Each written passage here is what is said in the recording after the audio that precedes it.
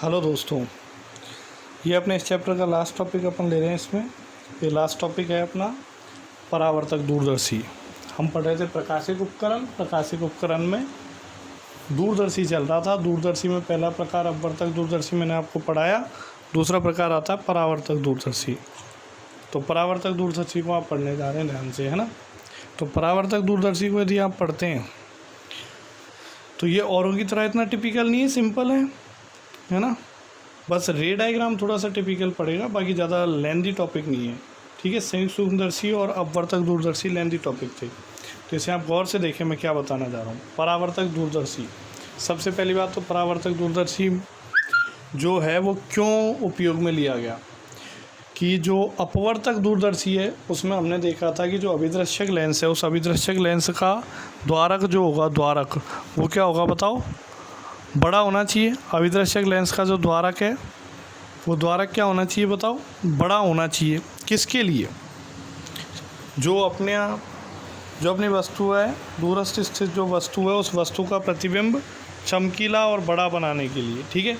तो दूरस्थ स्थित वस्तु का प्रतिबिंब चमकीला और बड़ा बनाने के लिए, है ना, अधिक चमकीला बने, क्योंकि दूर स्थित वस्तु से जो प्रकाश आएगा उस प्रकाश से प्रतिबिंब को अधिक चमकीला बनाने के लिए, है ना, और अपवर्तक दूरदर्शी की विभेदन क्षमता को बढ़ाने के लिए जो अपवर्तक दूरदर्शी है उसके अभिदृश्यक का द्वारक क्या होना चाहिए, बड़ा होना चाहिए। मतलब कुल मिला के ये कह सकते हैं कि अभिदृश्यक लेंस जो है वो बड़ा होना चाहिए, क्योंकि अभिदृश्यक लेंस जब बड़ा होगा तो उसकी कन्वर्जिंग पावर बढ़ेगी, अभिसारित करने की क्षमता बढ़ेगी, ज़्यादा प्रकाश की किरणों को अभिसारित करेगा तो प्रतिबिंब कैसा बनेगा बताओ, चमकीला प्रतिबिंब बनेगा या नहीं, ठीक है।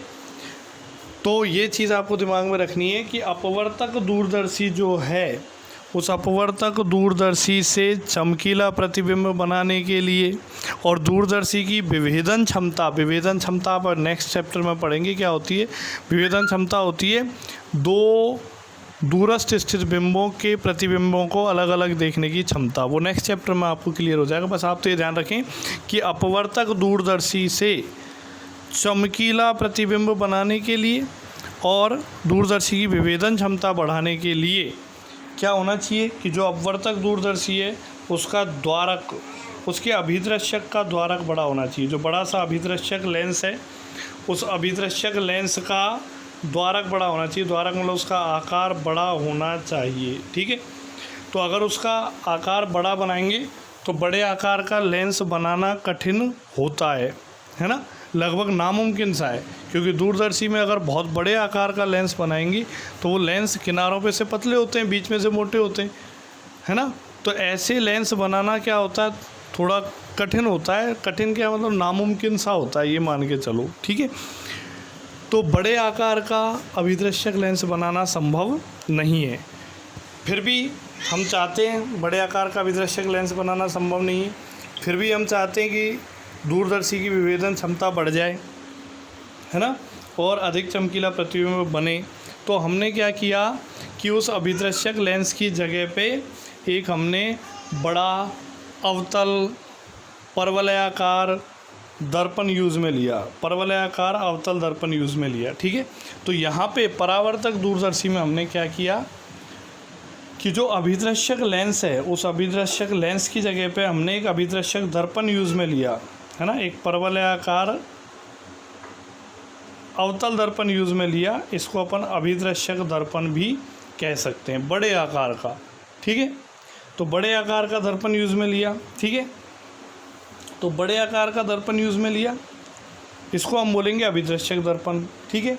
अब क्या होता है साथ में आप देखें, अब मैं इसकी बनावट बताता हूँ, ठीक है। तो इसलिए हम कह सकते हैं कि परावर्तक दूरदर्शी जो है ना वो अभिदृश्य जो अपवर्तक दूरदर्शी है उसकी तुलना में क्या होता है, सर्वश्रेष्ठ होता है ना। क्योंकि परावर्तक दूरदर्शी में पहली बात, परावर्तक दूरदर्शी जिसमें अवतल दर्पण का उपयोग किया, तो पहली बात तो क्या, विभेदन क्षमता बढ़ जाती है, दूसरी बात अधिक चमकीला प्रतिबिंब बनता है, और तीसरी बात है गोलीय विपथन का दोष भी खत्म हो जाता है। गोलीय विपथन का दोष ये भी आप समझेंगे, आगे बताऊंगा मैं आपको नेक्स्ट चैप्टर में। बाकी विपथन का मतलब ये होता है कि जब प्रकाश लेंस से गुजरता है तो लेंस के पदार्थ का अपवर्तनांक अलग अलग रंग के लिए अलग अलग होता है। तो श्वेत प्रकाश में 7 रंग होते हैं, तो सातों के लिए प्रकाश का लेंस के पदार्थ का अपवर्तनांक भी अलग अलग होगा। अलग अलग होगा तो उनका अलग अलग अपवर्तन होगा, तो सातों रंग अलग अलग दिखाई देंगे। ठीक है, तो वो होता है विपथन का दोष। ठीक है, तो गोलीय विपथन का दोष भी कम हो जाता है, इसलिए परावर्तक दूरदर्शी जो है वो अपवर्तक दूरदर्शी की तुलना में अधिक श्रेष्ठ है। बोलो है या नहीं। अब अपन बात करते हैं इसमें क्या क्या लगा होता है इसमें। तो क्या क्या लगा होता है देखो आप, परावर्तक दूरदर्शी में अभिदर्शक के रूप में एक परवलयाकार अवतल दर्पण होता है। एक परवलयाकार अवतल दर्पण होता है जो कि यहाँ दिखा रखा है आपको डायग्राम में, क्लियर है। इसको क्या करते हैं, एक बड़ी चौड़ी नली में, नली के एक सिरे पर लगा देते हैं। मान लीजिए नली है, बेलनाकार नली, इसके एक सिरे पर अपन क्या करते हैं, इस परवलयाकार अवतल दर्पण को, बड़े आकार के अवतल दर्पण को, जिसे अभिदर्शक दर्पण भी कहते हैं, इसे लगा देते हैं। ठीक है, फिर दूरस्थ स्थित बिंबों से जो किरणें आती हैं, दूरस्थ स्थित बिंबों से जो किरणें आती हैं वो नली के जो खुले सिरे है उस खुले सिरे की तरफ से आएंगे। जैसा कि मैं ये देखो कलर चेंज करके आपको बताता हूँ, ये इस तरीके से दूरस्थ स्थित बिंबों से ये किरणें ऐसे आने देते हैं इस तरफ, ये दर्पण पर आपतित होती हैं। ठीक है, अब क्या होगा आगे, इस अवतल दर्पण के मुख्य अक्ष पर, ये जो अवतल दर्पण है इसके मुख्य अक्ष पर अवतल दर्पण के फोकस से कुछ पहले, मान लो यहाँ पे अवतल दर्पण का फोकस है इस जगह पे, तो इस फोकस से कुछ पहले, कुछ दूरी पहले यहाँ पे एक समतल दर्पण लगा देते हैं। ऐसा एक समतल दर्पण लगा देते हैं जो कि मुख्य अक्ष से 45 डिग्री के कोण पर झुका रहता है। मुख्य अक्ष से कितने डिग्री कोण पर झुका रहता है बताओ, 45 डिग्री के कोण पर झुका रहता है। ऐसा अपन एक समतल दर्पण लगा देते हैं। ठीक है, फिर उसके बाद एक कम फोकस दूरी और छोटे द्वारक का उत्तल लेंस यहाँ लगाया जाता है, जिसे अपन नेत्रिका लेंस कहते हैं। नेत्रिका लेंस मतलब इसके पास में नेत्र को रखा जाएगा और इसी से अपन क्या देखेंगे बताओ, अंतिम प्रतिबिंब को देखेंगे। जो बड़ा और आवर्धित प्रतिबिंब बनेगा उस प्रतिबिंब को अपन देख पाएंगे। तो इस लेंस को अपन नेत्रिका लेंस कहते हैं। ठीक है, क्लियर है। अब देखते हैं किरण चित्र। तो किरण चित्र को आप देखो कैसे प्रतिबिंब निर्माण होता है, मैं आपको ये बताना चाहूँगा। तो प्रतिबिंब निर्माण को आप ध्यान से देखेंगे कैसे बनेगा। देखो प्रतिबिंब देखिए आप, सबसे पहले मान लो कोई ये दूरस्थ स्थित बिंब है, अनंत पे रखा हुआ एक बिंब है ए बी, है ना। दूरस्थ स्थित बिंबों के लिए तो यूज़ लेते हैं दूरदर्शी। तो दूरस्थ स्थित कोई बिंब है ए बी, दूरस्थ या अनंत पर स्थित कोई बिंब है, तो अनंत से आने वाली प्रकाश की किरणें एक दूसरे के समांतर होंगी।